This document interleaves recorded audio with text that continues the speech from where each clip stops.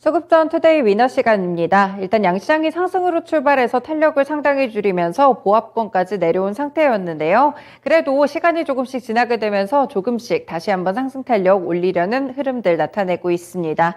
네, 오늘 수급적으로 살펴보시면 외국인이나 기관이나 관망세가 상당히 짙은 부분으로 나타나고 있는데 다음 주 FOMC라든지 CPI 발표 같은 중요한 이슈들을 앞두고 시장이 일단은 관망하는 분위기입니다. 네, 오늘의 수급도 함께 분석해 보도록 하겠습니다. 바로자산운용의 윤정식 이사님 연결합니다. 이사님 안녕하세요. 네, 안녕하세요. 네, 먼저 오늘장 수급 특징부터 짚어주세요. 네, 미국 증시는 소폭 반등, 그리고 국내 증시는 외국인 수급 혼조세로 정의받습니다. 네, 그렇군요. 미국 증시 같은 경우에 약간씩 좀 반등을 하는 그런 흐름이고 말씀드렸던 대로 외국인과 기관 쪽에서 수급이 좀 혼조세 양상을 상상히 띠고 있는 것 같은데 먼저 코스피 수급부터 하나하나 체크해 보도록 하겠습니다. 네, 현재 보시면요. 코스피 하는 종목은 다시 한번 삼성전자입니다. 그동안 매도세 이어오다가 6거래일 만에 반등하는 흐름이고요. 이렇게 반도체 종목들 포함해서 오늘 플랫폼 종목들의 주가도 상당히 괜찮죠. 외국인이 매수하고 있습니다. LG에너지솔루션 어제 급락으로 마무리를 지었는데 외국인 매수 들어오고요. 외국인이 매도하는 쪽에서는 삼성 SDI와 포스코케미칼, 현대로템, 아모레지, 롯데케미칼로 관측되고 있습니다. 일단 2차 전지 종목들 오늘 강하게 좀 차익 매물 쏟아져 나오는 점이 확인이 되고 있는 상황이고요. 아모레지 같은 경우에는 수급적으로 상당한 좀 특징이 있는데 기관 쪽에서는 계속해서 매수를 하는데 외국인은 벌써 30거래일 연속 팔자세를 기록하고 있습니다. 기관이 매수하는 쪽에서는 SK하이닉스 매수하고요. 플랫폼 종목들과 페노션, KB금융까지 함께 담아갑니다. 기관이 매도하는 쪽에서는 오늘 포스코케미칼과 삼성 SDI는 양 매도세 강하게 흘러나오고요. 현대모비스와 삼성전자, LG화학까지 팔자세로 집계되고 있습니다. 네, 이사님 오늘 이 종목들 가운데서 두 종목 꼽아주세요. 네, 카카오와 SK 하이닉스 골라보도록 하겠습니다. 네, 반도체와 플랫폼 관련 종목들 일단은 반등이 좀 나오는 그런 종목들로 이유를 주셨는데 좀 자세한 이유들 들어볼게요. 네, 짧게 설명을 하이닉스부터 드리면, 하이닉스 같은 경우는 미국 필라델피아 반도체 지수 좋았고, 이 거래소도 반등을 하고요. 그러니까 시총 최상위주라서 반등하는 부분이 있는데, 카카오에 좀 더 무게감을 두고 설명을 좀 더 드리겠습니다. 카카오 같은 경우가 고난의 시기가 길었죠. 주가도 많이 하락을 했었고, 특히 네이버와 카카오 같이 좀 하락을 하면서 2020년도 부터 조정을 나오는 그런 21년도 특히 가을부터 조정이 좀 강하게 나왔었죠. 시장이 크게 하락을 했습니다. 특히 금리 인상 속도가 굉장히 빨라졌고요. 빅스텝을 넘어선 자이언트 스텝이 3번 연속이 이루어졌죠. 그러면서 시장에 자금들이 줄어들면서 기술주라 불리는 이 대형주들도 속절없이 무너지는 모습들이 나타났는데, 그 무너지는 중에 가장 크게 부각이 됐던 게 이 카카오가 그 중에 하나였습니다. 실적이 나빠진다라기보다는 밸류에이션이 부담이다라는 게 요인이었는데, 금리 인상에 대한 속도가 이제는 어느 정도 잡혔죠. 그런 부분들의 카카오 반등에 대해서는 그런 부분들이 가장 크게 점수를 받는 요인이다라고 보시면 되겠고요. 미국 증시가 전일 같은 경우는 우선 기술주가 반등을 해서 오늘 네이버랑 카카오가 상승하는 부분이 있고요. 이거는 이제 단기적인 부분이었고, 조금 더 길게 봤을 땐 최근에 올라오고 있죠. 분명히 10월에 저점이 한 46,000원 정도 카카오가 기록을 한 이후에 조금씩 올라와서 6만 원도 장중에 터치하는 모습들까지 있었고, 오늘 같은 경우 한 3% 이상 오르면서 57,000원, 6만 원 가까이 다시 가고 있는 이런 모습들이 있는데, 최근에 올라가는 부분은 이 거시적인 부분, 금리가 좀 잡혔죠. 이 12월 달 50bp 하고요. 그리고 내년에도 금리 인상이 되겠지만 빅스텝보다도 이제는 다시 베이비 스텝 쪽으로 갈 가능성. 그러니까 시장의 금리적인 부분이 좀 안정된다. 이런 부분들이 카카오에는 좀 호재로 작용을 했고요.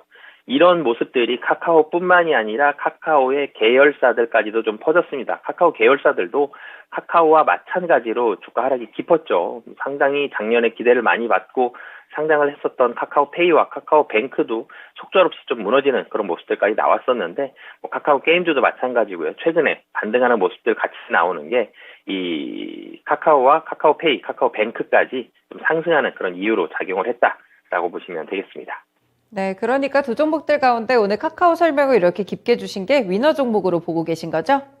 네, 예, 오늘 위너 이 카카오를 좀 더 이제 말씀을 드려야 되는데, 이 시장이 좀 바뀌었다라는 부분이 있죠. 거시적인 부분이 이제는 좀 편안해졌죠. 뭐 금리 사실 50bp 올리는 게 작게 올리는 게 아닌데 75bp 3번 연속 하다 보니까 50bp가 좀 편안해졌습니다. 근데 이 50bp도 내년에는 좀 더 줄어들 가능성이 있고요. 뭐 좀 전에 말씀드렸듯이 분위기가 좋아졌다라는 게 플랫폼 기업의 대장주인 네이버와 카카오, 특히 카카오의 굉장히 편안해지는 주가의 반등에 대한 그런 환경들을 만들어줬고요. 그러면서 카카오와 계열사 주가 안정적인 모습들이 있었고, 이제는 그리고 이제 실적을 또 봐야 될 것 같습니다.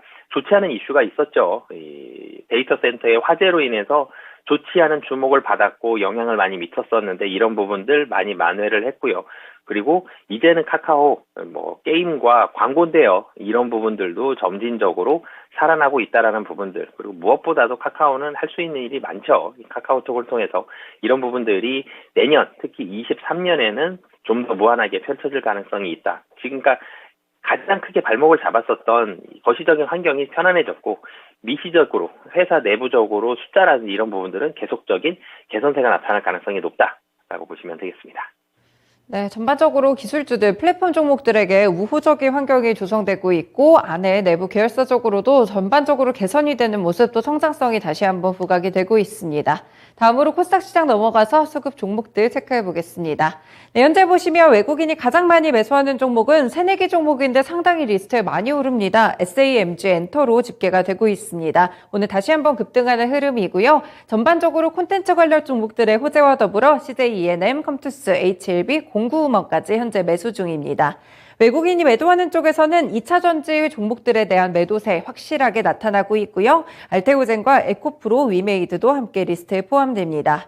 기관이 매수하는 쪽에서는 콘텐츠 종목들의 약진이 더욱더 두드러지게 나타나고요. 아래쪽으로 휴젤과 HFR 함께 리스트에 포함되고 있습니다. 기관이 매도하는 쪽에서도 역시나 2차 전지 관련 종목들 나오고 있고요. WCP, 진성 TEC 함께 팔자세로 집계되고 있습니다.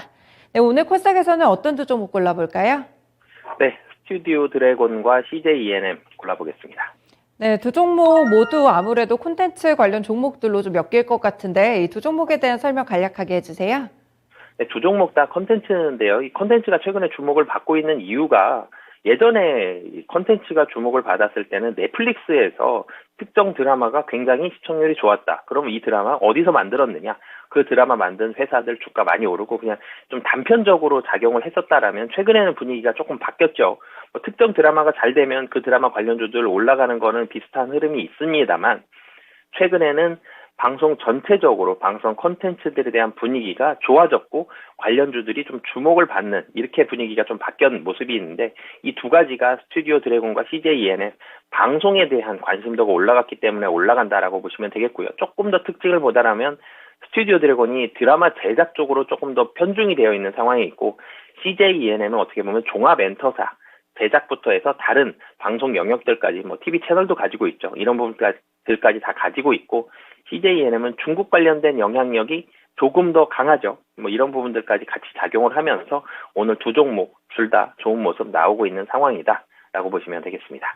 네, 오늘 콘텐츠 쪽에서는 뭐 아바타2 개봉에 대한 기대감도 있고요. 여기에 중국 OTT 쪽에서 이제는 영화를 넘어서 한국 드라마도 좀 반영이 된다고 합니다. 이런 부분들 콘텐츠의 우호적인 환경으로 조성이 되고 있는데, 그럼 제작사 스튜디오 드래곤과 이 제작과 여러 가지를 아우르는 CJ ENM, 이 두 종목들 가운데 어떤 종목을 위너 종목으로 선정해 볼까요?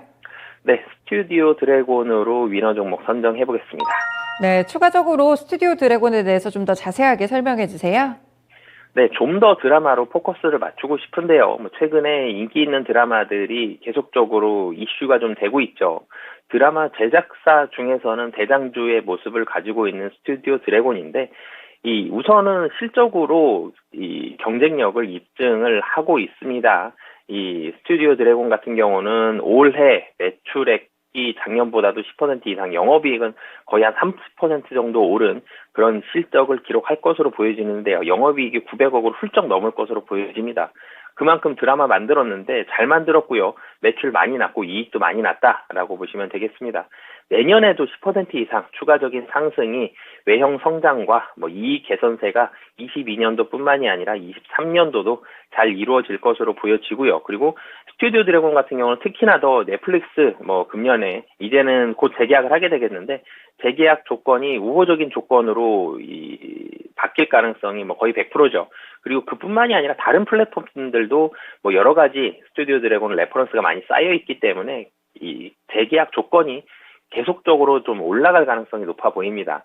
뭐 그렇게 된다라면 당연히 이익단이 좀 좋아지고요. 그리고 마지막으로는 이 국내 제작사 중 처음으로 헐리우드 작품을 제작을 했습니다. 그러면서 수익 인식까지 완료를 했는데요. 드라마 제작비의 규모가 굉장히 크죠. 미국은 국내 영화보다도 제작비 규모가 큰 경우가 상당히 좀 많은데 이 미국에서의 제작에서 직접 참여했다는 부분, 이 스튜디오 드래곤의 외형 성장에 굉장히 크게 기여를 할 것으로 보여지고요.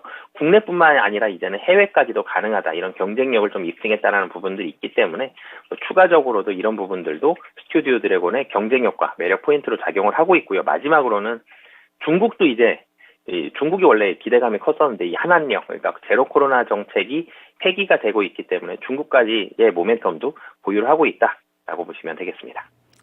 네, 내부적으로 역시 본업을 챙겨가는 그런 기업들이 상당히 탄탄하게 주가가 움직이는 것 같습니다. 오늘 말씀 잘 들었습니다. 고맙습니다. 네, 감사합니다.